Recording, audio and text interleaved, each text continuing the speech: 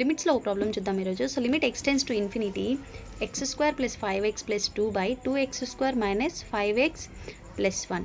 So దీన్ని ఎలా solve చేయాలో మనం చూద్దాం. సో ఇన్ఫినిటీ ఇచ్చారు కాబట్టి మనము ఇక్కడ మన ఇన్ఫినిటీ సబ్స్టిట్యూట్ చేస్తే మనకి వాల్యూ రాదు కాబట్టి ఇక్కడ x² మనము న్యూమరేటర్ని డినామినేటర్ని డివైడ్ చేస్తాం. అంటే x² + 5x/x² + 2/x² and denominator కూడా 2x² - 5x/x² + 1/x². So x² cancel అయితే 1 వస్తుంది ఇక్కడ.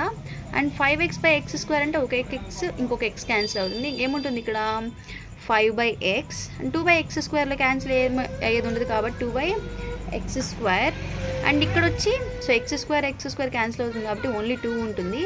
ఇక్కడ 1x క్యాన్సిల్ అవుతుంది కాబట్టి -5/x + 1/x². సో ఇలా వస్తుంది. సో ఇప్పుడు మనం ఇన్ఫినిటీని సబ్స్టిట్యూట్ చేస్తాం. సో సబ్స్టిట్యూట్ చేసిన మనకి ఆ వాల్యూ తెలుసు. సో నెంబర్ బై ఇన్ఫినిటీ మనకి 0 అని. సో 1 + 5/∞ ప్లస్ అంటే ఎక్కడైతే x ఉందో అక్కడ ఇన్ఫినిటీ సబ్స్టిట్యూట్ చేస్తాం.